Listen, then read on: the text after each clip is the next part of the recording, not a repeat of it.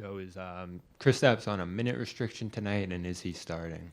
It's not on a minutes restriction, and we haven't gone through that yet. We'll go through that here right after this. And what do you think it's going to be like for him tonight? Just kind of like, what are you going to be looking for from him in terms of how he kind of fits back in and kind of shakes off some of the rust after the time he's been out? Same things he's done for us all year. Defense, offense, communication, playing hard. Just what he's done for us over the course of the season that's helped us get here. Melissa, on your front right. Hey, Coach. Jalen talked yesterday about how he uses criticism as motivation. How have you, behind the scenes, seen him use that as fire?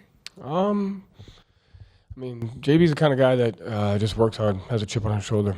So I would say everything's motivation for him, and I enjoy watching him, the way he works. He has a huge growth mindset. He's able to dig deep into the weaknesses that he wants to get better at. He makes his strengths better. Never skips a detail. So I would say he's one of the higher motivated guys I've seen with just the way he works. Again, if you have a question, please raise your hand. We'll get a microphone to you. Any other questions? Right here in the front on 2. Joe, in the regular season, you talked about taking inspiration from other coaches and using off time to learn from either their playbooks or their style or sense of poise.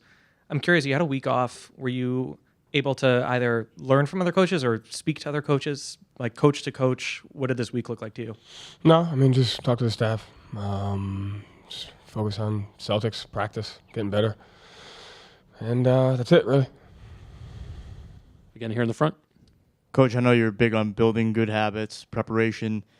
About to coach your first NBA Finals game as a head coach. What did today kind of look like for you in terms of preparing for this moment? Honestly, the same way every game day has looked. It's no different. We got to rebound. We got to sprint back. We got to play defense. We got to pay attention to detail. We have to get to our spacing. We have to execute. We have to crash. We got to make plays. We got to play hard. So I can honestly say it has not looked any different, and the things that go into winning this series are no different than since everything we've been talking about in the preseason. Habits, mindset, details, execution. Abby, back left. So I know that you were treating it the same, but heading into your first NBA Finals as the head coach of the Celtics, are there any emotions, any butterflies? What are your emotions today? Same as they were regular season, preseason. Ready to go out there and play. And there's a game plan. You got to be ready to execute it, but there's going to be adjustments, variables, things that you're going to have to go to. And, the short time I've been around and been in some big games, the things that go into winning and losing are still the same. And we can't be distracted by anything else. We got to make sure we stick to those details. It's the most important thing. Howard, far right on the aisle. Hey, Joe, there's reports about the possibility of the Lakers making an offer to Dan Hurley, and it raises the old questions about, college coaches making the leap to the NBA. You had your own unique path to this job. Jason Kidd did, going straight from playing to coaching. People come through a variety of paths. Is there any one unifying thing that you think makes for a successful head coach in the NBA, and do you think that the experience as the assistant level in the NBA or college level, whatever it is, does any of that matter in the end, or is it something else that leads to success? Yeah, I mean, I think it's all the fundamentals of that are the same. I mean, you have to communicate, you have to build relationships with people, you have to have a great staff around you, you have to have great players, you have to get those players better, you have to empower people around you. You have to know at whatever level that you're at what goes into winning and what can lead to losing. So I think no matter the level, it's all the same. And obviously each level presents different types of challenges, but you rely on those things that can be translated regardless of where you're at to help you, and it's the people around you and the way you can build relationships. Same area, John?